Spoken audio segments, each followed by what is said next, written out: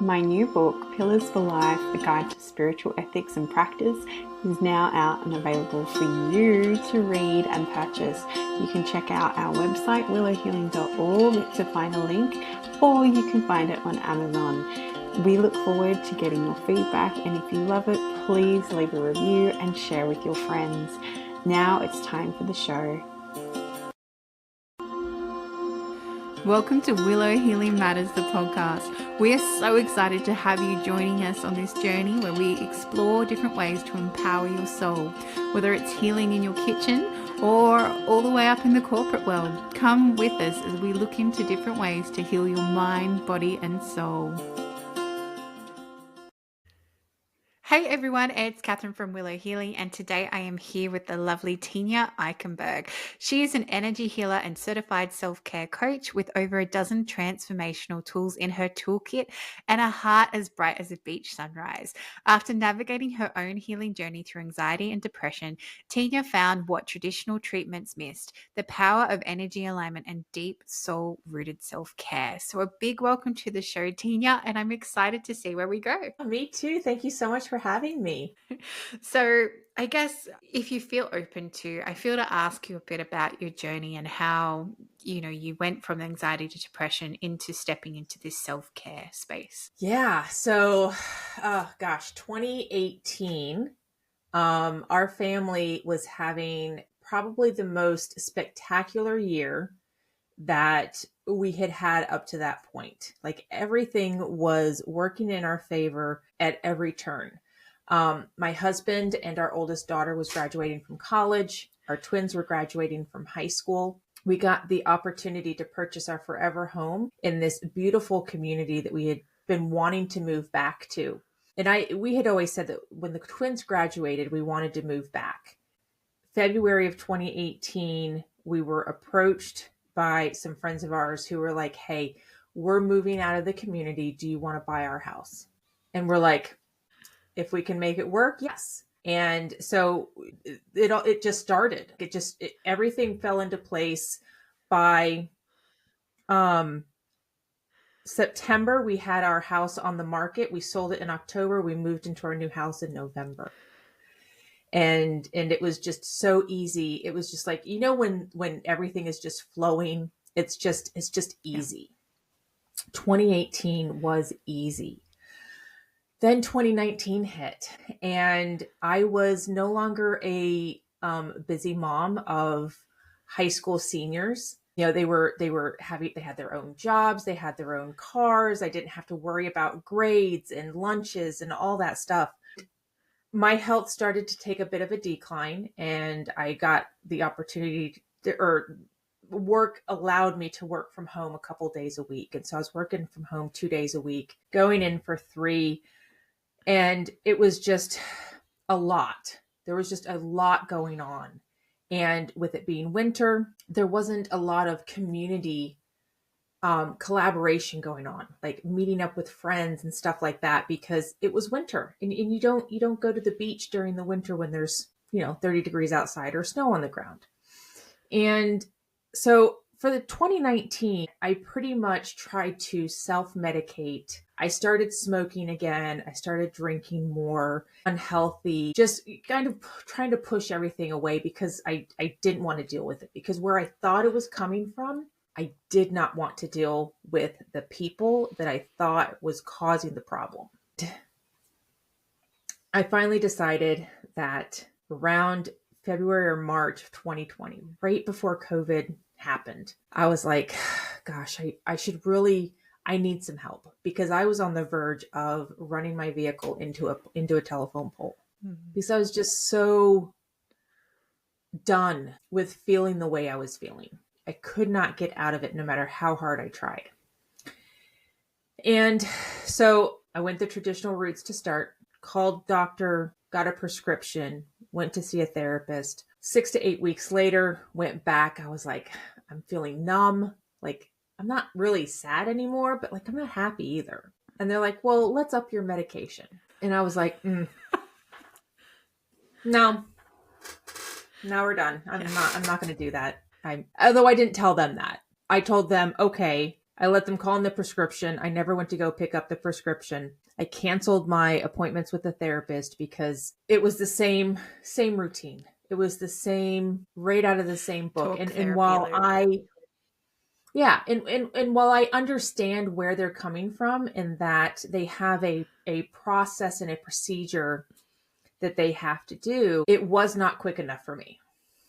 And in this day and age, we want quick results. And so I yelled to the universe, sitting there at my desk crying. I was like, God, Lord, universe, I don't care who's listening. Give me something that's going to get rid of this. But I didn't want to ingest anything.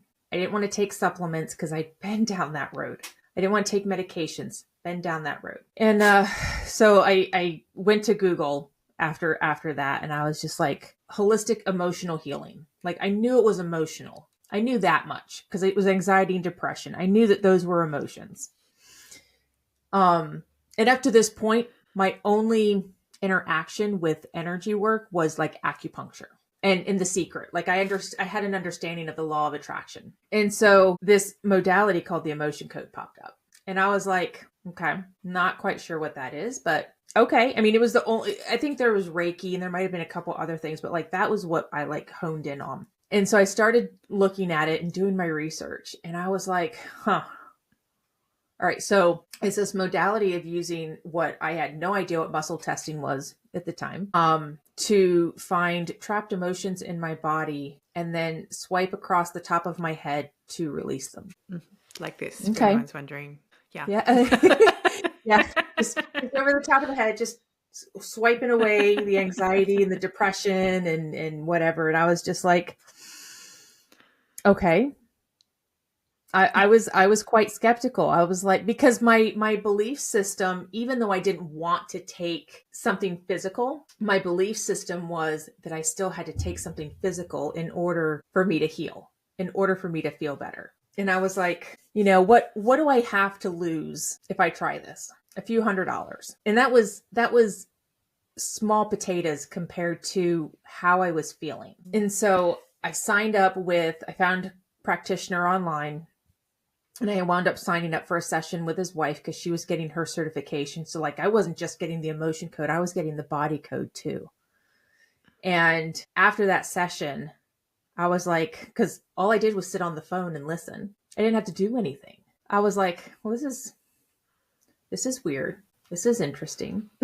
But I felt better. And I was like, well, is this really working or is it the placebo effect? Do I want it to work? Do I want it to work so bad that it's working? And at that point, I was like, I don't care. But then after a few days, it started coming back, or what I thought it was coming back. I started feeling the anxiety and depression again. And I was like, oh, maybe it's not working. Well, let me try again. So I tried again. I tried a different practitioner because maybe it was the practitioner, right? We make all these different reasons as to why something's not working. So I tried another practitioner and I felt better afterwards. And I was like, okay, maybe it's not the placebo effect. And if it is, I don't care. It's working. And then started to resurface again. I was like, God damn it. What's going on? And through my research, I found that we all have layers. We have layers of emotional trauma. We have layers of things that we've been through. And this is where I started going down the rabbit hole of past lives and different timelines and different dimensions and entities and all this other stuff. And so my mind was just going, I was flabbergasted. And Discover Healing, who does the certification for the emotion code, body code, and belief code, they were holding a webinar, an online conference, because by this time, COVID had shut everybody down. So nobody was doing conferences anymore. And it was a third of the price because they didn't have to rent out a venue and you didn't have to fly anywhere. So I was like, yeah, I'm going to sign up for this. If I'm going to use this modality, whether it's with somebody else or for myself, I'm going to I want the whole kit and caboodle. I want to know everything. And the easiest way to do that was to sign up and go to this conference and to hear it from the horse's mouth. Dr. Bradley Nelson was going to be presenting all this stuff, right? By the end, I was like, I'm getting my certification. So I was like, why do I need to go to someone else when I can learn to do this myself? It looks so easy. I can do this. I love this Tina. It's like, it's easy. It must be easy. I thought it was going to be easy. I'm laughing because if anyone's been on an emotional healing journey, if you ever think it's going to be easy, it never is. No, no, no. But I was like, again, I'm a go big or go home kind of girl. And so that's what I did. I signed up for the certification and I immediately started practicing my muscle testing, which of course, if you don't muscle test, when you start muscle testing, you constantly question, am I getting the right answers? Are these the right answers? Because there's your own influence of what answers you want. And so you really have to stop and learn who you are and what it is that you really want to know. And are you okay with knowing the truth of your subconscious? And that was so new to me to really just like, who am I? I mean, by this time I was 43, 44, something like that. And it's like, how do I not know who I am right now? But I didn't. So I got my certification in the emotion code. Then I went to the body code. And then I found this modality called the Easy Entity Release. It's now called the Healing Remembered app. And with those three things, just daily working on myself, clearing energy, just finding all these things that were attached or contributing to or causing my anxiety and depression. And by, gosh, I think it was probably like October, November, I was about 80% feeling really good. I still had very deep moments, very trying moments. And I was determined to, at the time, to fix those. I don't say fix anymore, but at the time, that's where I was. I was like, I need to fix this because I still had this fear of the depression and the anxiety taking over. And I did not want it to come back. I didn't want it to take over. I didn't want to survive with it anymore. And that's when self-care came into the picture. So a lot of people do the self-care first, right? They get into the meditation and journaling and all that stuff, and they do that kind of stuff first. And then they get into other stuff. Me, no, I went big first. And then I got into the self-care stuff, which is what I should have been doing all along. But once but I know now that I had to clear a bunch of stuff. I had to clear some blocks that were not necessarily clearing blocks to self-care, but clearing those blocks allowed me to see that I needed to do the self-care, that I needed to add meditation into my life, that I needed to journal, that I needed to learn how to set boundaries and start reparenting myself and forgive my parents for the way that I was raised and to see them in a different light. So once I started adding in all of that self-care, it was like the anxiety and depression they were gone. And it's not to say I don't still worry. I don't still get sad, but I'm not sitting in those feelings. I'm not falling victim to that heaviness anymore. And for me, it's relieving because it was so heavy for so long. And you stepped out of that victim mindset and then choosing to claim your power back, right?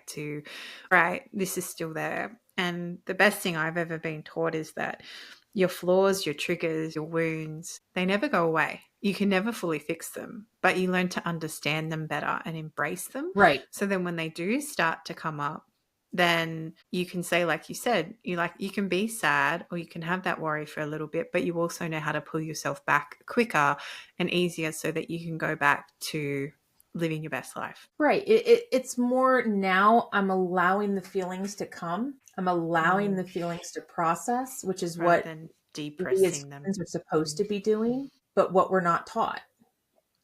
Right? We're not taught to have our feelings. We're taught to suppress them. We're taught to push them down, and that's how we're taught to to experience them. But Yeah. when we do Which that, they ends up build up. in depression. Yeah. Right. Right. Exactly.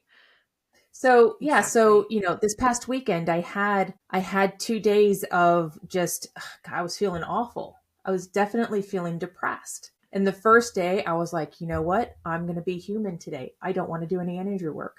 I don't want to just get rid of it. And which was very um weird to think that no, I don't want to get rid of this today. And then the next day I was like, okay, it's still here. Okay, well, maybe today I'll take a look at it. And I took a look at it and I realized I knew what it was. I knew where it was coming from. I addressed it on an energetic level. I spent some time at the beach. I woke up the next day and I was 100 times better because I let Wow. myself feel it. I let myself experience it. I let myself work through it in my own way and I let it go. And it was an absolutely just beautiful feeling that I was able to do that. I was so when you can do something like that you haven't done ever, that you can ever remember, it's incredibly empowering to know that, oh gosh, I can have these feelings and I can cry to my husband and he'll hold me and it's okay. It's okay for me to be human and be frustrated and to not see the other perspective for 10 or 15 minutes and to just woe is me. But then have those tools to be able to say, I can come out of it. Exactly. Exactly. And that's where your power comes in, right? Because we're all here having a human experience. And like exactly like you said, Tina, we need to feel, we need to actually embody the emotion and feel it. Because the more you ignore it, the more that it will end up as dis-ease in your body and it will come out a bigger way. And it might be that you end up in chronic depression. It might be that you end up because you're constantly pushing down the fear with constant UTIs and kidney infections and things like that. And it's, you know, our body is there to give us, it's the greatest wisdom holder, right? It has so much knowledge and wisdom in it that we don't even realize to tap into. And if we let ourselves feel it and sit in it, like you said, and then figure out how to engage in those self-care practices to help process the emotion and be that compassionate inquiry with ourselves, then it helps you step out of it quicker and it helps you embrace who you need to be in that moment. Yeah. And it would be wonderful if more people could get to that point where they feel safe doing that. But I think 99% of the human race does not feel safe having their emotions, which is really Which sad. is, yeah, and it's really interesting too because everyone's talking about AI, but I always say, you know, the difference between a human and a computer is that we actually have the emotional experience. And then people are like, oh, but they're creating AI emotional things. It's like, yes, but they'll never be having your experience. That is the Right. difference because we all have unique experiences and we all have unique emotions and unique, like you said, unique energies around us and unique ancestral lines and unique, we are Yep. unique. That's your Yeah. superpower. No one else is like you. Yep. Yeah, we are. Each one of us. And everybody, if anybody went through the same path that I did, it would have been a completely different experience. Yes. Every time I work with a client, I have never had any client come up with the same energies in the same way with the same problem. Yep. It's just not that predictable. No, it's not. And I can relate this because my background's a speech language pathologist and I had a lot of children with autism spectrum disorder on my caseload. And the parents would often say to me, oh, thank you for not putting them in a box. And I'm like, what do you mean? They're like, so many people just think because they have autism that they, you know, present this certain way or they'll be that certain thing. But they're little humans. They each have their own things that have happened and they present differently. Yes, they have this label. You know, it might be anxiety, it might be depression, it might be autism, whatever it is. But in the end, your unique soul experience and your emotions and things you go through are still there underneath, shaping how that comes out in your expression and how that is shared out in the world. Yeah, yeah, most definitely. And since then I have gone through a few different ego deaths and dark night of the souls and lots of shadow work Round one, two, and three, four, five. yeah, Yeah, I mean it's never ending. I had someone ask the question, are you addicted to healing? And I was like, addicted to healing? No. Part of it is because it's my job. Healing is I'm an energy healer and a self-care coach. So part of my job is to continue to go deeper into my own healing, to look for things that I can learn from so that I can help clients who come to me in the future, who may come to me with those similar issues that I am currently dealing with. Which they It would do be, because of the if law I of was a nurse, attraction. I would, Yeah. right. If I was a nurse, I'd be going to get more education as a nurse. So, will I ever be done healing? Probably not. Am I okay with Yeah. that? Yes, I am, because it's part of my job.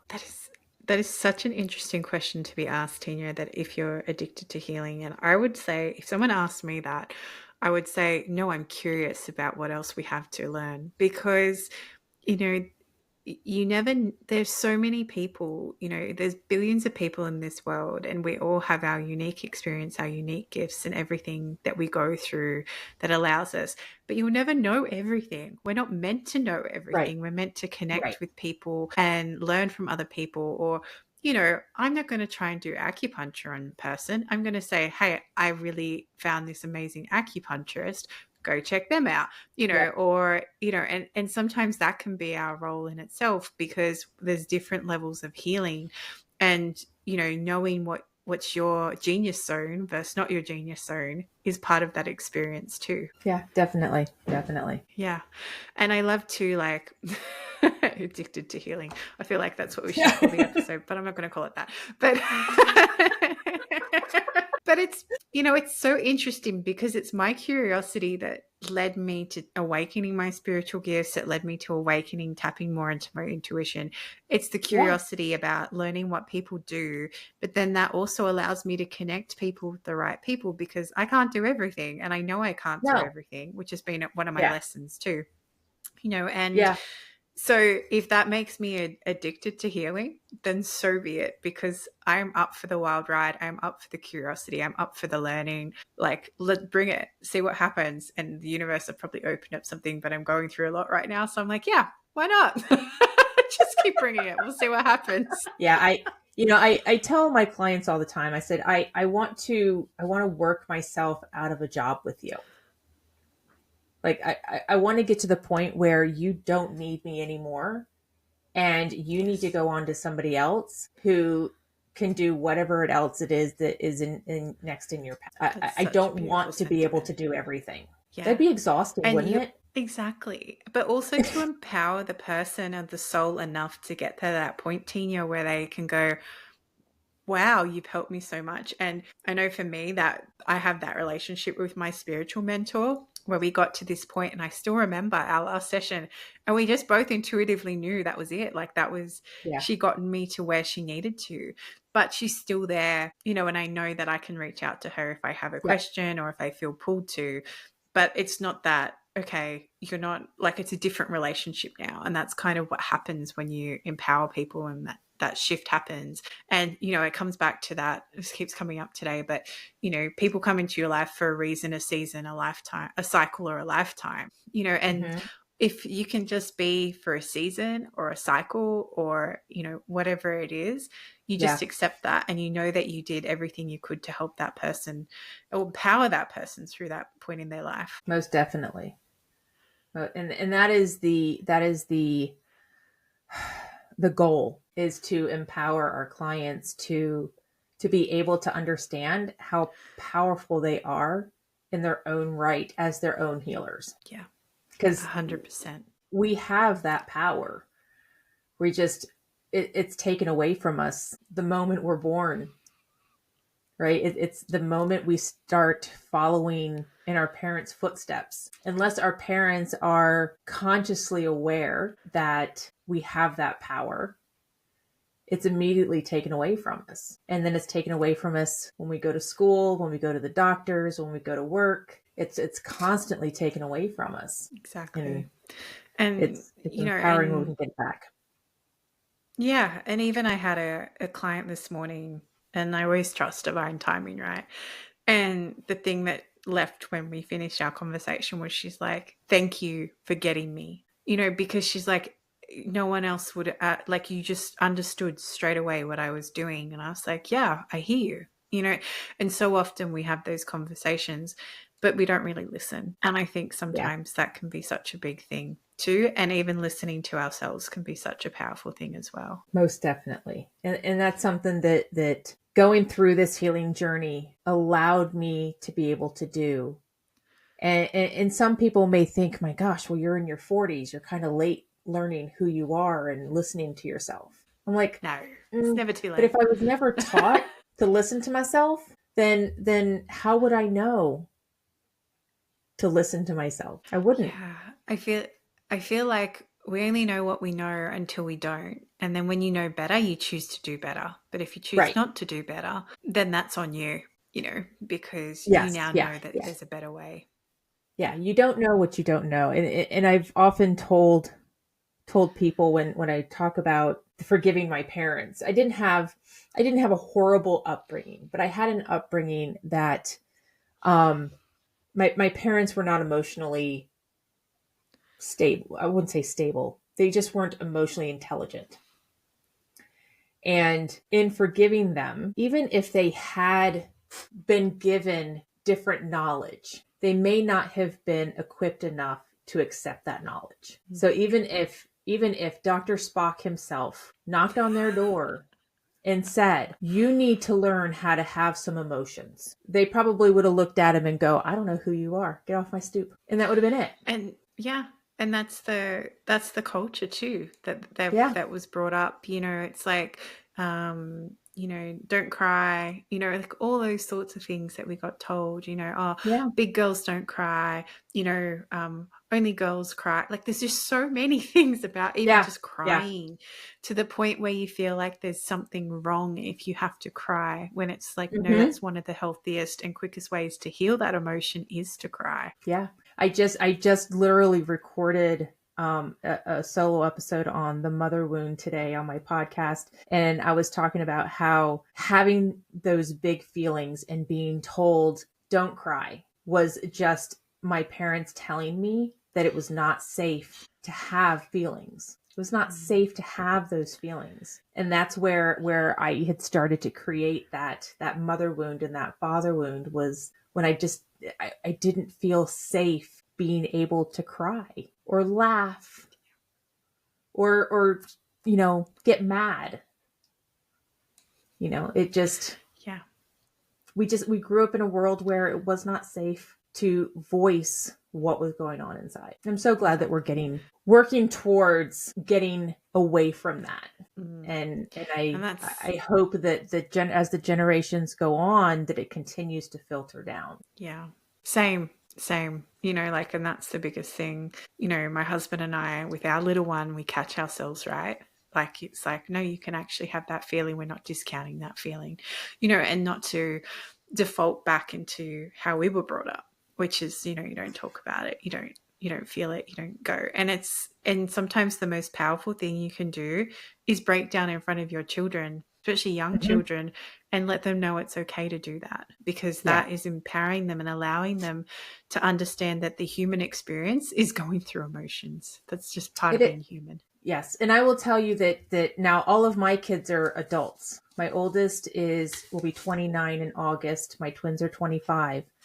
And I did a lot of repeat patterns that I grew up with when they were little, because at the time I didn't know better.